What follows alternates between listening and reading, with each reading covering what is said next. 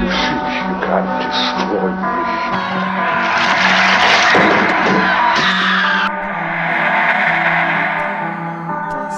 You lose your little mind in my dead lights. Like all the others. Like all the others. Hey guys, welcome to Horror and Me. I'm your host Aaron Mitchell, and on today's video I thought we would do a little discussion and a little show and tell. So what I wanted to do today is I want to talk about Spawn, Todd McFarlane's Spawn. Todd McFarlane and his figures and his comics and Spawn have just been etched in time forever. And it's something that I wanted to talk about for a while because I've been picking up Spawn stuff for over the last few years. And just as of recently, I finally acquired the pieces that I wanted to acquire for the original 1994 Spawn McFarlane figures. So I want to discuss that with you guys today. But in the when we're going to look at those two, I just want to also talk about just the evolution of Spawn and the way that it's kind of turned out today. We're starting to see more Spawn stuff coming back up again. There's been discussion of possible Spawn movie that Todd McFarlane's working on. So there's just a lot surrounding the universe of Spawn and Todd McFarlane. And you guys know me as a collector. I talk about NECA a lot on the channel, but I'm also a huge McFarlane toys collector. I have more NECAs than I do McFarlane's, but I still have a pretty decent collection of McFarlane's, and I'm always trying to expand and grow upon that. So I'm excited to show you guys the original Spawn figures today. And I kind of want to tie it in with some variants that I've picked up also recently.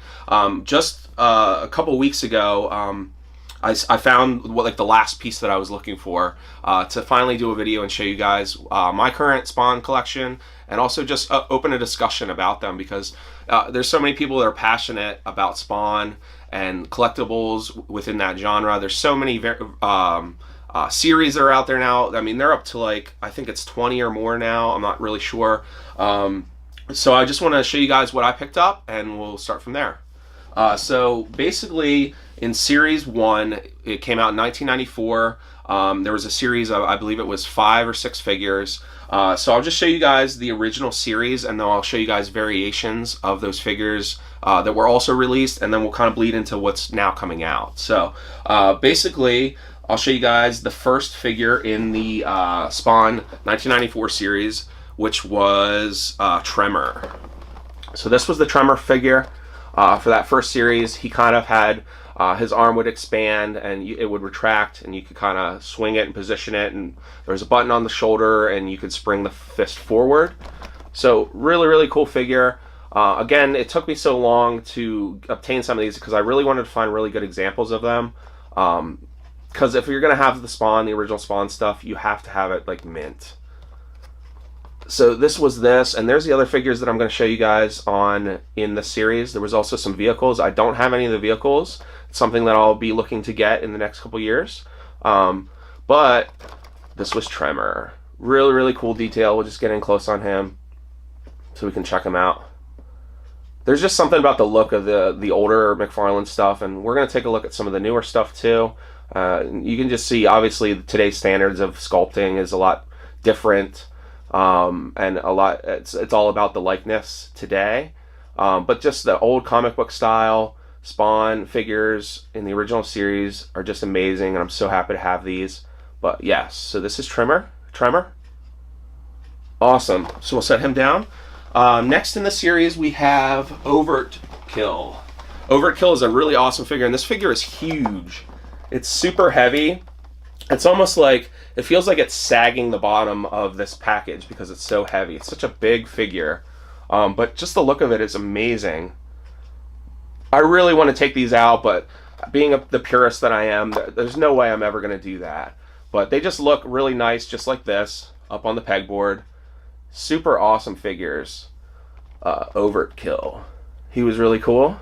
I'll show you guys a spin on the back of this too. And what his move was is that, well, let me see here, I'll read it to you. The switch on the back of Overkill launches his head from his body. It says also to place the parking meter in his right hand. So that's cool. So Overkill. Awesome. So we'll set him aside. Next up in the original series, we have one of the clowns. So this is the regular variation of the clown. So I'll show them to you guys here real quick. Get in close on him. There we go. He's pretty gnarly. He's got like a turkey leg. Or what is that, a club? Or turkey leg? Yeah, it's the turkey leg club. And he just kind of swings that. That's his motion. If you rotate his right arm, his head clown like morphs. Really, really cool. Awesome figure. So we'll set him aside. Next, I have a variant of the clown figure. This one is my favorite one of the two. He has hair. His just like clothing's a little bit darker. It's pretty much the same. It's the same clothing, same sculpt as the body, but the head is different. I really, really like this one. This is one of the ones I was waiting on. It took me a while to find one in this condition, but very, very cool. Show you guys the back.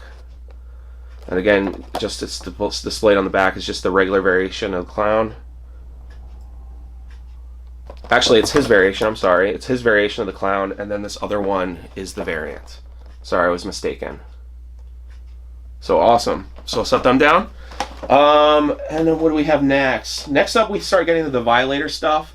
Let's see here. So this is the original Violator from the Series 1. So he's kind of like that grayscale, or not grayscale, but gray paint. His face is colored with the red eyes. So this one was awesome. Show you guys the back on him. And what his movement is. So very, very cool. I was lucky enough, I found this a couple months ago. The variation of this, or the limited edition variant of this. This is a numbered limited edition. This was also 1994. So this it came out later in the year in 1994.